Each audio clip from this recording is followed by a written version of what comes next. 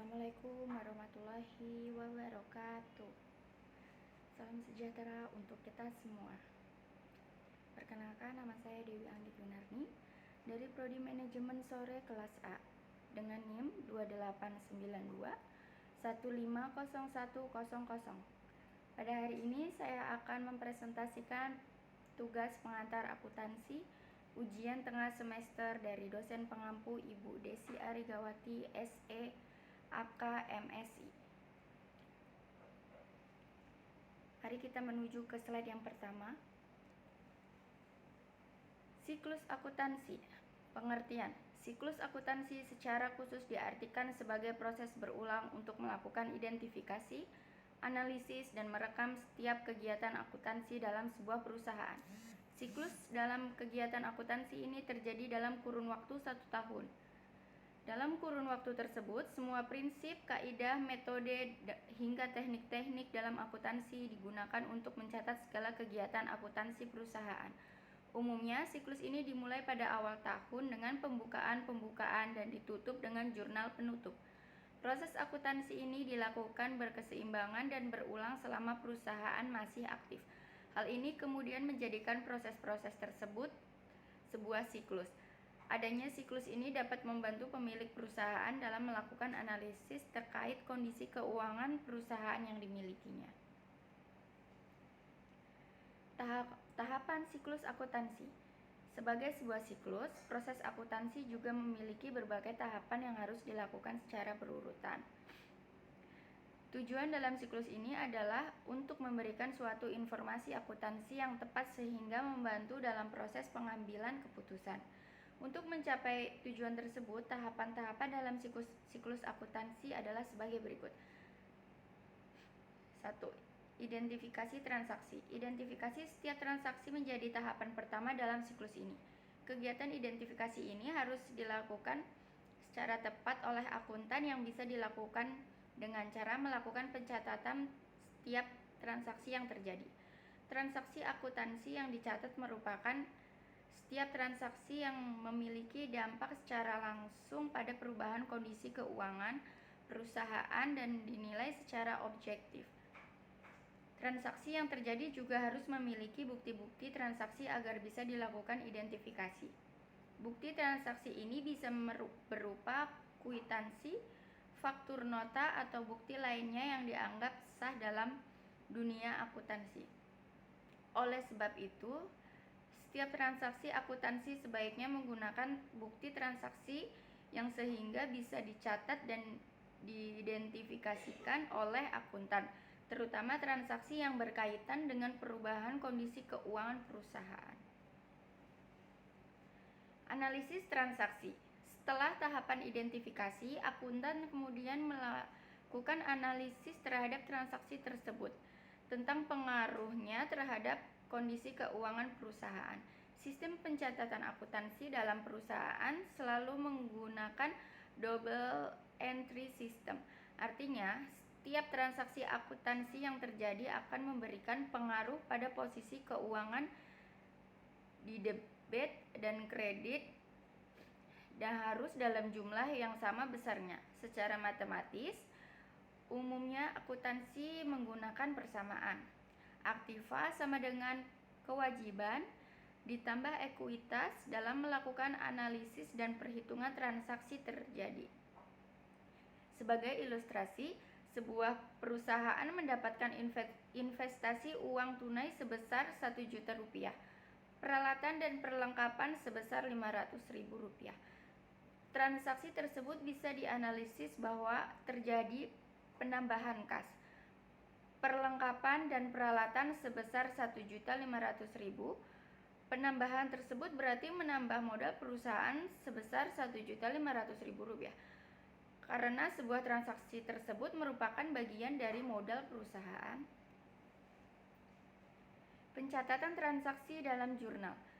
Setelah akuntansi melakukan analisis transaksi, maka tahapan selanjutnya adalah dengan mencatat sebuah transaksi ke dalam jurnal keuangan. Dalam ilmu akuntansi, jurnal diartikan sebagai sebuah catatan kronologi selama satu periode tentang transaksi-transaksi yang terjadi. Proses memasukkan informasi tersebut disebut perjunalan. Dalam proses perjunalan, setiap transaksi dibagi ke dalam dua bagian, debit dan kredit. Pencatatan ini bisa dilakukan dalam sebuah jurnal umum. Pencatatan harus dilakukan dengan berurutan dan teliti, tanpa ada transaksi yang terlewatkan, sehingga pada masa akhir dan didapatkan jumlah debit dan kredit yang sama besarnya. Posting buku besar. Setelah dicatatkan ke dalam sebuah jurnal, akuntansi kemudian memindahkan sebuah transaksi ke dalam buku besar. Secara umum, buku besar dapat diartikan sebagai kumpulan rekening pembukaan yang berisikan informasi aktiva tertentu yang dicatat dalam suatu periode. Dalam sebuah perusahaan dipastikan memiliki berbagai daftar rekening buku besar. Masing-masing rekening yang ada dalam buku besar tersebut diberi nomor-nomor kode tertentu. Tujuannya adalah memudahkan ketika proses identifikasi dalam jurnal tersebut.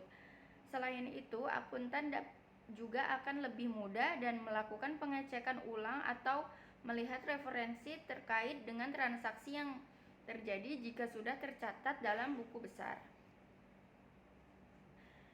Menyusun neraca saldo dan jurnal penyesuaian. Tahapan selanjutnya dalam siklus akuntansi yang dilakukan oleh seorang akuntan adalah menyusun neraca saldo dan jurnal penyesuaian.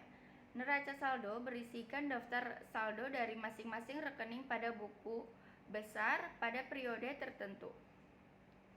Dalam menuliskan neraca saldo, saldo yang terdapat dalam buku besar disatukan dan harus dalam kondisi sama jumlahnya. Bila dalam suatu kondisi ternyata terdapat transaksi yang belum tercatat atau ditemukan ada kesalahan dalam neraca saldo, maka akuntan wajib untuk melakukan pencatatan dalam jurnal penyesuaian.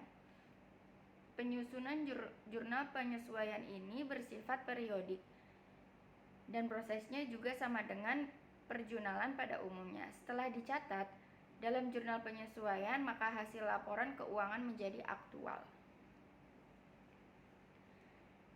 Penyusunan neraca saldo penyesuaian dan laporan keuangan. Tahapan berikutnya dalam siklus akuntansi adalah menyusun neraca saldo penyesuaian dan laporan keuangan. Neraca saldo penyesuaian dibuat dengan berdasarkan pada buku neraca saldo yang sudah didapat sebelumnya. Dengan memperhatikan jurnal penyesuaian, saldo-saldo tersebut terbagi dalam kelompok aktiva dan pasiva sesuai dengan statusnya. Kemudian disusun hingga jumlah saldo keduanya sama besar. Yang perlu diperhatikan dalam penyusunan neraca saldo penyesuaian ini adalah jumlah saldo pada aktiva maupun pasiva berjumlah sama besar. Bila tidak, maka terjadi kesalahan dalam perhitungan dan tidak bisa dibuat laporan keuangannya. Laporan keuangan ini bisa dibuat setelah jumlah saldo aktiva dan pasiva pada buku neraca saldo berjumlah sama besar. Dalam laporan keuangan disusun beberapa laporan seperti laporan laba rugi, laporan perubahan modal, laporan arus kas, dan neraca menghitung likuiditas, solvensi, dan fleksibilitas. Selanjutnya akuntan masuk ke dalam tahapan terakhir yakni pembuatan jurnal penutup. Menyusun jurnal penutup. Tahapan terakhir dalam siklus ini adalah penyusunan jurnal penutup oleh seorang akuntan. Dalam penutup ini disusun pada akhir periode akuntansi dengan cara menutup rekening nominal atau rekening laba rugi. Untuk menutup kedua rekening tersebut, caranya bisa dengan membuat nihil nilai rekening tersebut. Tujuan melakukan penutupan rekening ini adalah untuk melihat aliran pada sumber selama periode akuntansi tersebut berjalan. Setelah rekening tersebut ditutup, jurnal penutup ini bisa digunakan untuk mengukur setiap kegiatan yang telah dilaksanakan selama periode tersebut. Pada periode selanjutnya, jurnal penutup bisa membantu untuk memulai kembali dalam siklus akuntansi selanjutnya. Menyusun neraca saldo dan jurnal penyesuaian. Neraca saldo setelah jurnal penyesuaian atau choose trial balance adalah daftar saldo akun-akun pada tanggal tertentu yang ada di buku besar utama atau general ledger. Setelah dilakukan pembaruan atau update karena adanya jurnal penyesuaian, neraca saldo ini menyajikan informasi keuangan yang senyatanya dan sesuai PABU. Berdasarkan neraca saldo setelah jurnal penyesuaian, maka perusahaan siap membuat laporan keuangan. Contoh pembuatan neraca saldo. Nama akun, kas, debitnya 384.500, piutang Rp15.000, perlengkapan kantor Rp25.000, peralatan salon Rp150.000, perangkat lain-lain Rp225.000, akumulasi penyusutan peralatan salon, kredit Rp10.000, hutang Rp80.000, modal pemilik awal Rp600.000, brief debit Rp25.000, pendapatan atau semua jasa, kredit Rp150.000, pendapatan belum diterima, kredit Rp50.000, beban gaji karyawan debit Rp25.000, beban perlengkapan kantor Rp25.000, operasional karyawan Rp2.000, makanan minuman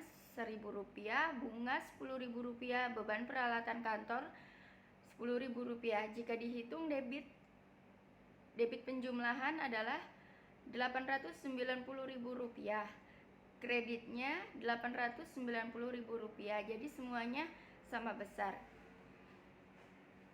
Sekian dan terima kasih. Wassalamualaikum warahmatullahi wabarakatuh.